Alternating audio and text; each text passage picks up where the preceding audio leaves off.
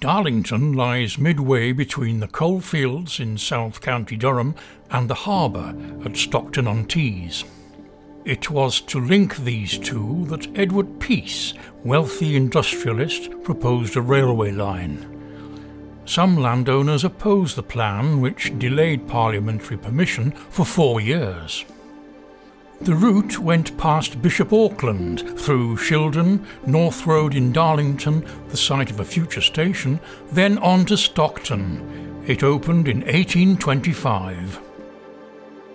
The directors and engineers saw a lucrative opportunity to carry passengers on the new line, so on the 27th of September, the first steam-hauled passenger train, headed by locomotion, travelled the 22 kilometres from Shildon to Stockton. By March 1841, the Great North of England Railway main line from York arrived with a makeshift terminus at Bank Top. In 1844, the renowned railway pioneer and all-round swindler George Hudson gathered investors to form the Newcastle and Darlington Junction Railway. The line progressed from Bank Top to Durham, where it joined existing lines to Gateshead and Newcastle upon Tyne. The North Eastern Railway's first architect, Thomas Prosser, replaced the by then inadequate station building in 1860.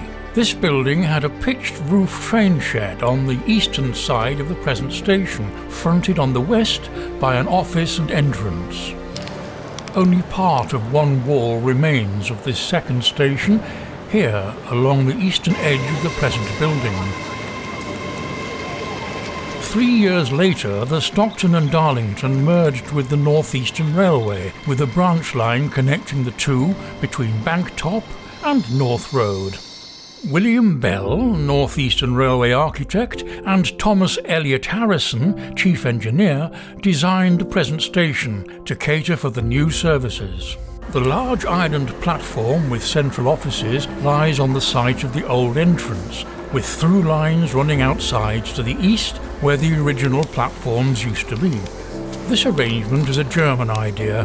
The first really ambitious example is Halle, in the east-central state of Saxony-Anhalt, dating from around the same time as Bank Top. For many years, locomotion stood at the southern end of the station building, along with Derwent, another early Stephenson engine. In 1975, the custodians moved them to the Head of Steam Museum at the North Road station. These sad flower beds are all that remain. The lines to the north pass over Parkgate by 2 bridges. In the gap between, vehicles can approach the station, with a taxi rank at the head of the station offices. Pedestrians approach from Victoria Road, through the leftmost tower arch leading to a tunnel under the northbound tracks, emerging onto the island platform with step-free access throughout. Harrison and Bell referred to Newcastle and York for their ideas for the roof. They combined the swelling wrought iron ribs of the former with the elegant cast iron arcades of the latter. Their innovation was the lattice purlins, making a robust yet visually light design, giving rise to intricate shadows. Alternate spandrel brackets feature the North Eastern Railway's heraldic device, along with the arms of Darlington, Durham and Newcastle.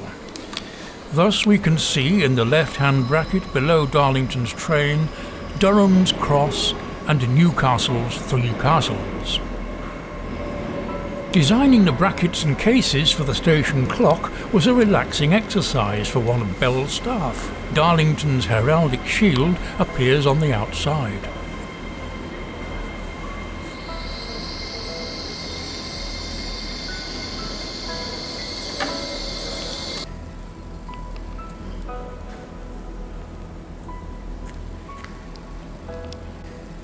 The lofty clock tower gives the station its visual place in the townscape.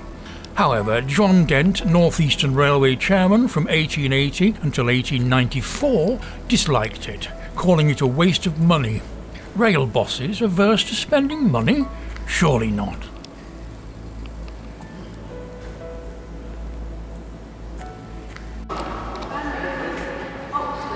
The clock tower formerly housed a bell, which is now displayed on the station platform.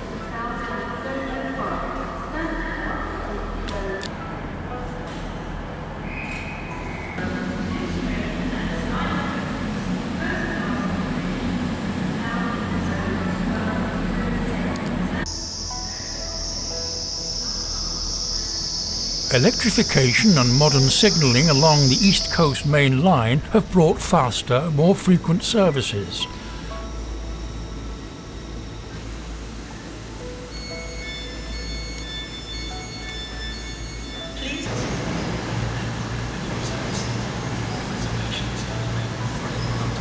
For the 10:55 Northern service to Saltburn via Middlesbrough, calling at Dinsdale, Allens West, Eaglescliffe, Thornaby, Middlesbrough, South Bank, Redcar Central, Redcar East, Longbeck, Marske and Saltburn.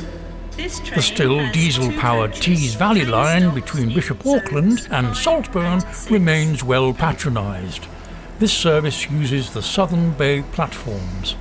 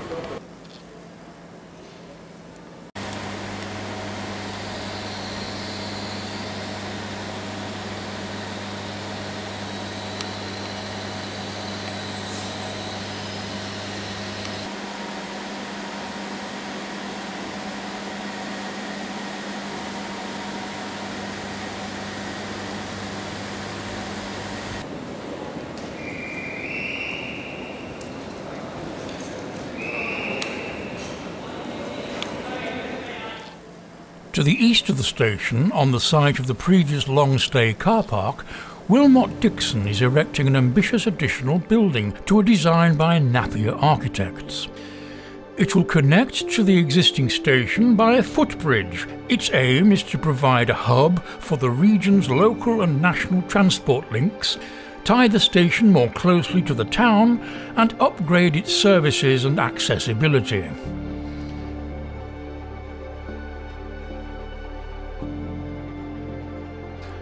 The redevelopment includes a multi-storey car park, transport interchange and grand entrance.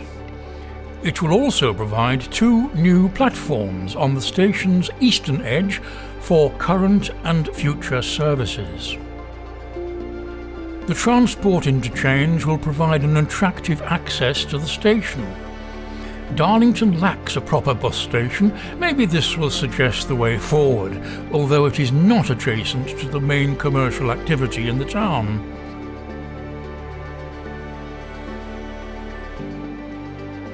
Darlington will celebrate 200 years of passenger transport in 2025. Transport that began with that speculative, somewhat ramshackle locomotion train trip.